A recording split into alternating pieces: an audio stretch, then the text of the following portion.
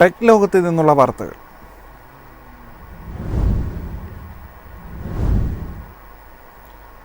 വാട്സാപ്പിൽ വിവാഹ ക്ഷണക്കത്തയച്ച് നടത്തുന്ന തട്ടിപ്പിനെക്കുറിച്ച് മുന്നറിയിപ്പുമായി പോലീസ്.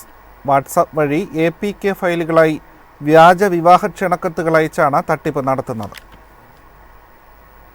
വിവാഹ ക്ഷണക്കത്തെന്ന വ്യാജേനയെത്തുന്ന ഫയലുകൾ തുറക്കുന്നതോടെ ഫോണിലെ വിവരങ്ങളെല്ലാം ചോർന്നേക്കാമെന്നും പണം തട്ടിയെടുക്കാൻ ഇടയുണ്ടെന്നുമാണ് മുന്നറിയിപ്പ്. പരിചയമില്ലാത്ത നമ്പറിൽ നിന്ന് വിവാഹ ക്ഷണക്കത്ത് എന്ന വ്യാജേനെ വാട്സാപ്പിൽ സന്ദേശം എത്തുന്നതോടെയാണ് തട്ടിപ്പിന്റെ തുടക്കം. ഇത്തരം ഫയലുകൾ ഡൗൺലോഡ് ചെയ്യുമ്പോൾ ഫോണിൽ പ്രവേശിക്കുന്ന മാൽവെയറുകൾ ഫോണിലെ സ്വകാര്യ വിവരങ്ങൾ ചോർത്തുന്നു. ഇതോടെ ഫോണിന്റെ നിയന്ത്രണം തട്ടിപ്പുകാരുടെ കൈകളിലെത്തും. തുടർന്ന് അവർക്ക് ഫോൺ ഉപയോഗിച്ച് സന്ദേശങ്ങൾ അയക്കാനും പണം ആവശ്യപ്പെടാനും കഴിയും. മറ്റ് സ്വകാര്യ വിവരങ്ങൾ ദുരുപയോഗം ചെയ്യുമെന്ന് ബ്ലാക്ക്മെയിൽ ചെയ്യാനും സാധ്യതയുണ്ട്. ഇത്തരം കേസുകൾ ശ്രദ്ധയിൽപ്പെട്ടതായി ഹിമാചൽ പ്രദേശിലെ cyber crime department DIG Mohit Chawla പറഞ്ഞു. അപരിചിതമായ നമ്പറുകളിൽ നിന്നുള്ള ഫയലുകൾ ക്ലിക്ക് ചെയ്യുമ്പോൾ സൂക്ഷിക്കണമെന്നും അത് അയച്ചത് ആരാണെന്ന് ഉറപ്പാക്കിയ ശേഷം മാത്രമേ ഫയൽ തുറക്കാവൂ എന്നും പോലീസ് അറിയിച്ചു. News desk Myfin TV. 2025ഓടെ ത്രെഡിൽ പരസ്യങ്ങൾ അവതരിപ്പിക്കാനുള്ള പദ്ധതിയുമായി മെറ്റ. ആപ്പ് ഇതിനോടകം 275 ദശലക്ഷം പ്രതിമാസ സജീവ ഉപയോക്താക്കളിൽ എത്തിയതായി മാർക്ക് സക്കർബർഗ് അറിയിച്ചു. ജനുവരി മുതൽ ത്രെഡിൽ പരസ്യങ്ങൾ നൽകാൻ പരസ്യദാതാക്കളെ അനുവദിക്കുമെന്നാണ് റിപ്പോർട്ട്. ഇൻസ്റ്റഗ്രാമിന്റെ പരസ്യ വിഭാഗത്തിലെ സംഘമാണ് ഇതിന് നേതൃത്വം നൽകുക. ആപ്പിൽ കൂടുതൽ ഫീച്ചറുകൾ അവതരിപ്പിക്കാൻ കമ്പനി പദ്ധതിയിടുന്നതായും മെറ്റ വക്താവ് പറഞ്ഞു. ട്വിറ്ററിനെ മസ്ക് ഏറ്റെടുത്തതിൽ പിന്നെ ഒട്ടനവധി വിവാദങ്ങളാണ് ആപ്പിനെ ചുറ്റപ്പറ്റി നടന്നുകൊണ്ടിരിക്കുന്നത്. അതിനാൽ എക്സിൽ നിന്ന് പരസ്യദാതാക്കളെ ആകർഷിക്കാൻ ത്രെഡിന് കഴിയുമെന്നാണ് വിലയിരുത്തൽ. മസ്ക് കമ്പനി വാങ്ങിയതിനു ശേഷം മാസങ്ങളായി എക്സിൽ പരസ്യ വരുമാനം ഇടിഞ്ഞിരുന്നു. ഇതിൽ പരസ്യദാതാക്കൾ അസംതൃപ്തി പ്രകടിപ്പിച്ചതായും റിപ്പോർട്ടുകൾ പുറത്തുവന്നിരുന്നു. News desk Myfin TV. എക്സിൽ ഇനി പോസ്റ്റ് ചെയ്യില്ലെന്ന് പ്രഖ്യാപിച്ച ബ്രിട്ടീഷ് മാധ്യമമായ ദ ഗാർഡിയൻ എക്സ് മോശം പ്ലാറ്റ്ഫോമായെന്നും മസ്ക് അതിനെ രാഷ്ട്രീയ നേട്ടങ്ങൾക്കായി ഉപയോഗിച്ചെന്നും ആരോപിച്ചാണ് തീരുമാനം. അമേരിക്കൻ പ്രസിഡന്റ് തെരഞ്ഞെടുപ്പിൽ ഡൊണാൾഡ് ട്രംപിനെ പിന്തുണയ്ക്കാൻ മസ്ക് വ്യാപകമായി എക്സ് ഉപയോഗിച്ചിരുന്നു.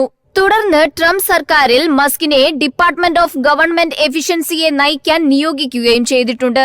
സമൂഹമാധ്യമങ്ങളിൽ ഇതിനെതിരെ പലതരത്തിലുള്ള വിവാദങ്ങൾ ഉയർന്നു വന്നിരുന്നു.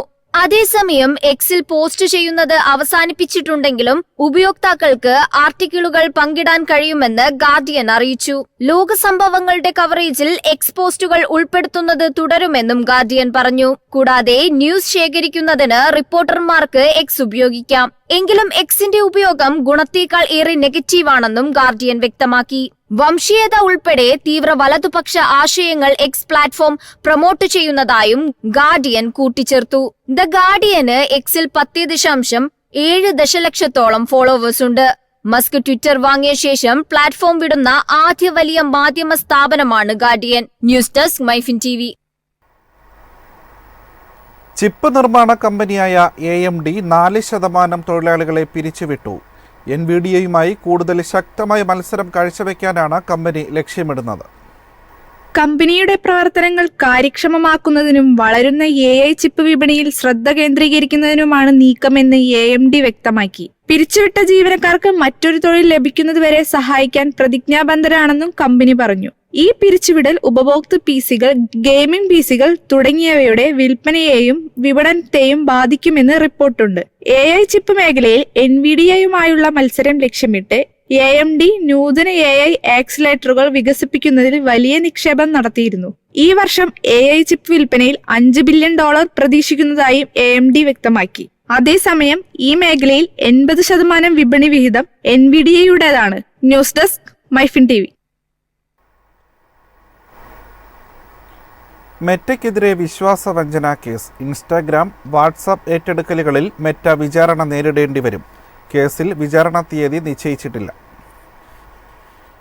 സോഷ്യൽ മീഡിയ കമ്പനികളിൽ ഉയർന്നുവരുന്ന മത്സരം തകർക്കാനും ആധിപത്യം സ്ഥാപിക്കാനുമാണ് മെറ്റ ഇൻസ്റ്റഗ്രാമും വാട്സാപ്പും വാങ്ങിയതെന്ന് ആരോപിച്ചാണ് US federal trade commission case നൽകിയത്. ഈ കേസിൽ മെറ്റ പ്ലാറ്റ്ഫോമുകൾ വിചാരണ നേരിടണമെന്ന് വാഷിംഗ്ടൺ ജഡ്ജി ജെയിംസ് ബോസ്ബർഗ് വിധിച്ചിരിക്കുകയാണ്. 2020 ഫയൽ ചെയ്ത കേസ് അവസാനിപ്പിക്കാനുള്ള മെറ്റയുടെ ആവശ്യം ജഡ്ജി നിഷേധിക്കുകയായിരുന്നു.